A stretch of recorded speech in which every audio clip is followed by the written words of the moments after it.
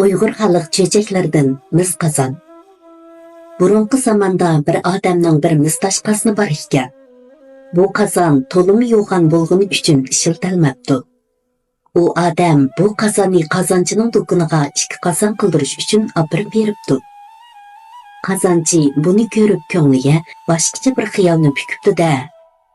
"Bo'ladi, 2 qozon qilib beray. Bir haftadan keyin kelsizlar", debdi. Qozonning egisi keyin kelib, "Usta, qozon bitdimi?" debdi. "Yo'qsa, qozonning misi bek bezab bo'lib ketibdi. 2 qozon chiqmag'udakchimi?" debdi qozonchi. Qozon egisi, "Undoq bo'lsa, bir qozonga chiqa, bir qozon bo'lsin yasab bersizlar", debdi. "Ha, ma'qul. Undoq bo'lsa, yana bir haftadan keyin kelsizlar", debdi qozonchi. Qozon egisi bir haftani o'tkazib kelsa, qozonchi vaysab,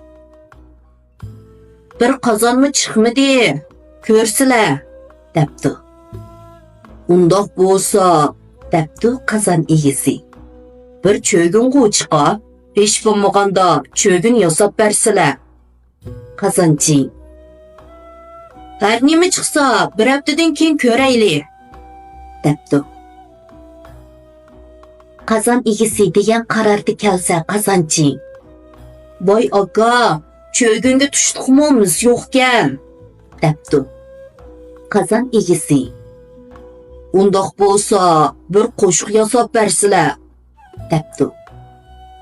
"Ma'qul, yana bir haftadan keyin kelsizlar", ha?" debdi qozonchi. Qozon egisi kunni sanab bir haftani to'shtirib kelsa, qozonchi yana, "Voy aka, qo'shiq yasug'idakmi mis chiqmadi?" debdi. Qozon egisi xafa bo'lmay yalvurib turib, "Jinim ustam, bu qozon ota bobomizdan qolgan bir merosdi. Shu qozonning izi yo'qolib ketmasin. Hech bo'lmaganda bir bigiz qo'chiqa, xafa bo'lmay bir bigiz yasab bersilchu", debdi. Qozonchi ma'qul deb bir haftadan keyin, "Voy jinim aka, bigiz qo'g'dak bir narsim chiqmadi jimo", deb qapoqni uchirib o'tiribdi. Qozonning egisi o'z ishiga ming bir pushaymon qilib, demini sirtga chiqarmay uyga qaytib ketdi. O'yla, to'xta, bu qozonchi qarab turib, yo'g'on bir qozon yeb ketdi. Men uningdan bir o'chimni olay degan yerga ketdi. Biroq qanday qilib dardini chiqarishning yo'lini topolmabdi.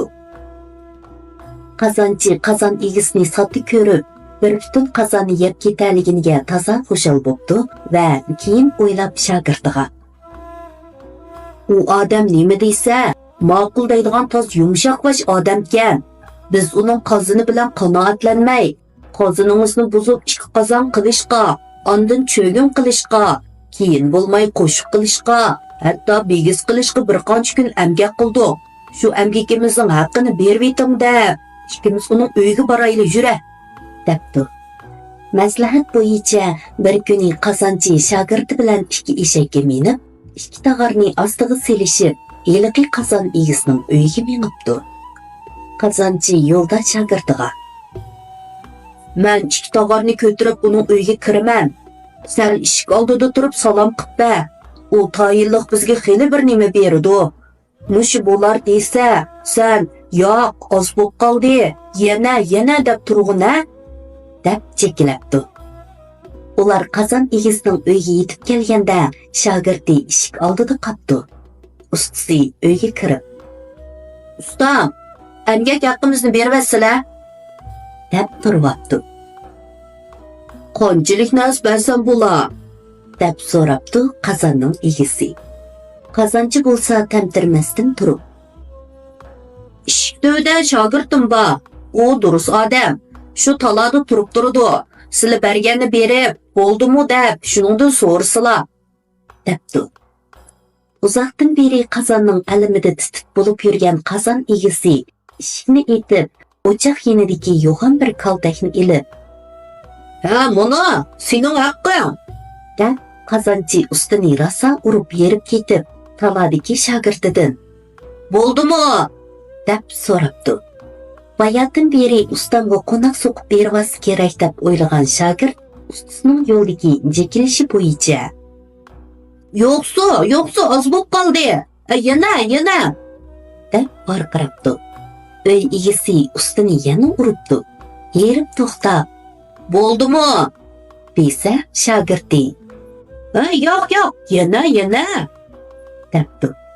Uy egasi ustini urib yerimchan qilib qo'yib, oxir eshikni ochib shogirdiga "Endi o'zingiz kirib ko'rib beqing, bo'la endi" debdi.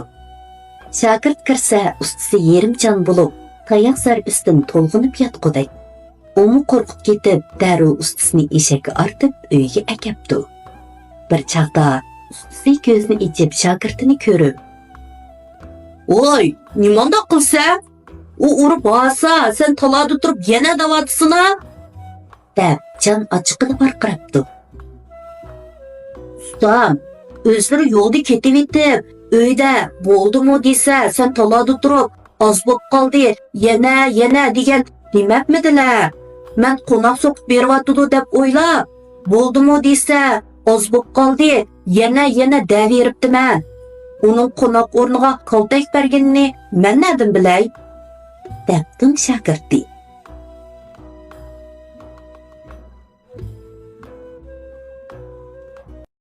快手，拥抱每一种生活。